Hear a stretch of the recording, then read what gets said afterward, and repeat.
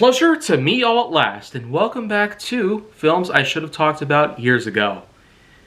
And well, let me just say that this one right here is certainly quite a treat to talk about. What I'm going to be talking about here is 17 Again.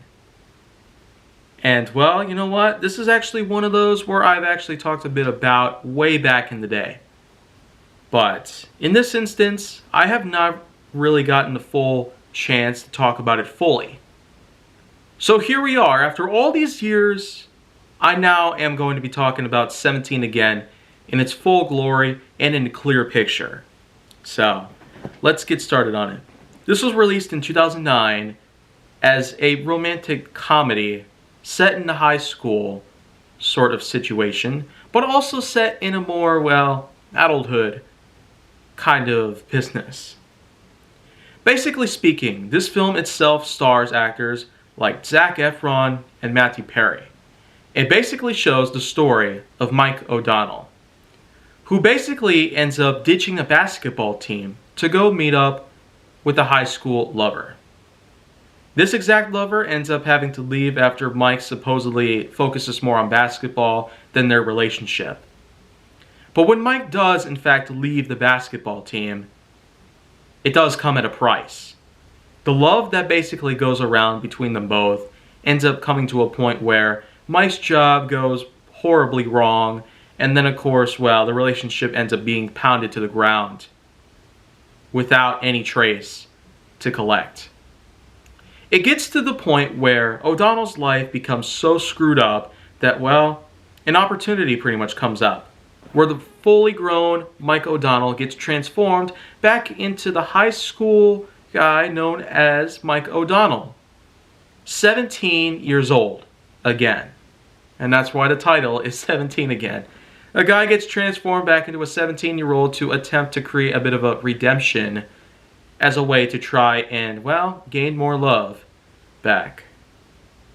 So that way the grown-up Mike O'Donnell can hopefully get back together and have a good life once again. So at this point in time, I feel like that the concept of this film is certainly one of many that basically shows that there's always a path to redemption. As a guy who fully supports this known fact that there's always a way to redeem yourself, even if you're already the worst person in the entire world, even if you've already gotten to a point where there's no way to apologize to someone without getting any forgiveness, even if you've already done every possible horrible thing in existence to where you could probably get sentenced to death by the electric chair, then, well, that's just the thing. Redemption doesn't always have to avert the consequences, but they can at least show that you can be a selfless person who serves up a good cause to anything in general. And we've had a lot of examples in history that serve that exact purpose.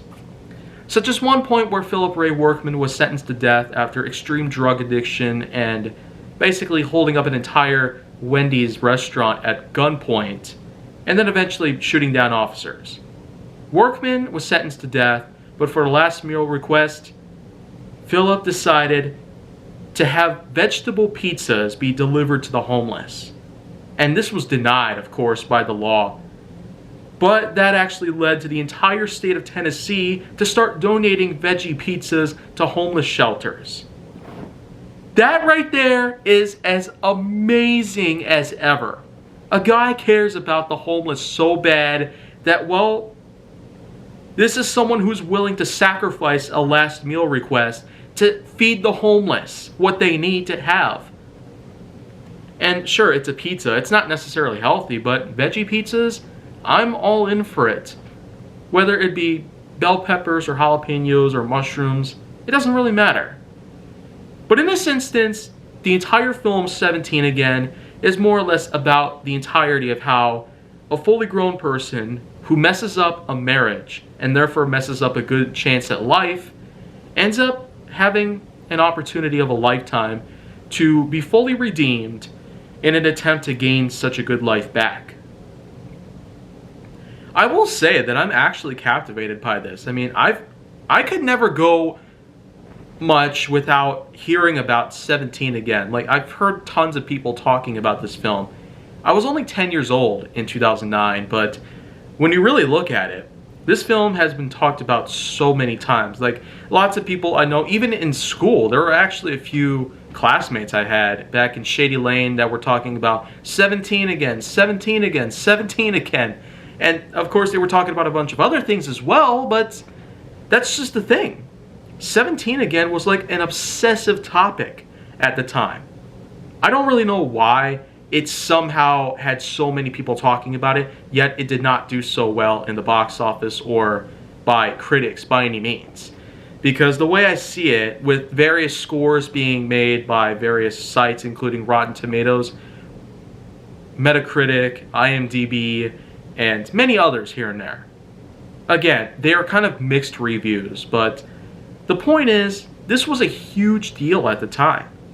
This was one of those cases that somehow proved to be somewhat of an unlikely success in most ways. But when you look at it now, it's certainly no Avatar or Avengers Endgame or Frozen or Transformers 4 or Toy Story 4 or anything like that, where these films can make over $1 billion almost overnight.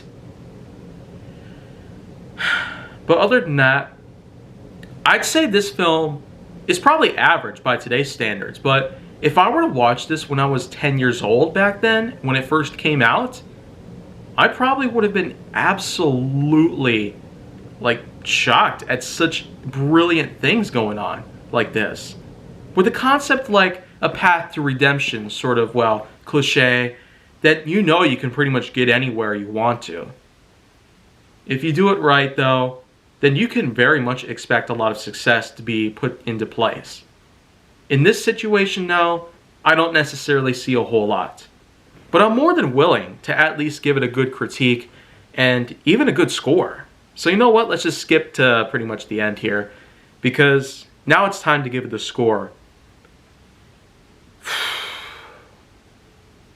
6.8 out of 10. Because once again, it's average. The reason why it has mixed reviews, and the reason why not many people are probably going to be talking about it even today, 12 years later, is probably because of a variety of reasons. Sometimes, not all films are meant to be successful. A lot of them might have extreme marketing, and a lot of them might also have as much to do with a lot of other films as possible. Some might even get more mileage by ripping off pieces from other films, like in the cases where we've seen tons of different things out there where they technically reprise many of these classic scenes as well as these classic gags or cliches that we've come to know and love.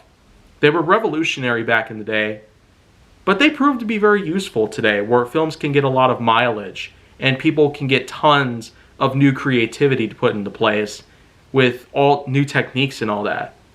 So, in the end, 17 again is probably enjoyable. It was a huge topic back in the day, but 12 years later, here in 2021, I don't really know what else to say about this one.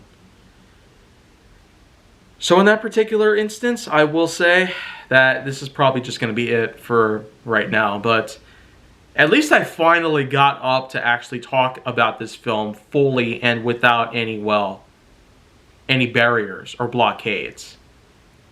So that is pretty much going to be it. But expect another review to come by tomorrow. But if you want to see more, go down to my channel. Then make sure that you like, subscribe, comment, follow me on social media, and stay on the Hollywood side.